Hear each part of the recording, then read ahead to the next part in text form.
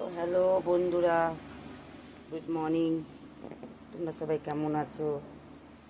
আজকে সকাল থেকে ফের বৃষ্টি। তো আমি তোমাদের রিনাদি মজার মজার রান্না নিয়ে আছি। তো আজকের কলমি শাক এনে বাছা হয়ে গেছে, কাটবো খালি। আর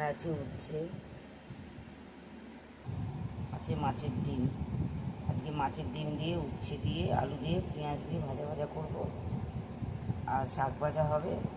আর এখনও বাজার থেকে মাছটা আসেনি, দেখি কী আসে, আপনাদের অবশ্যই জানাবো আর দেখাবো।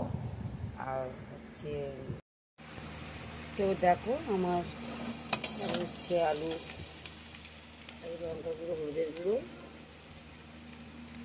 আর এই মাছের ডিমটা এবার দেবো।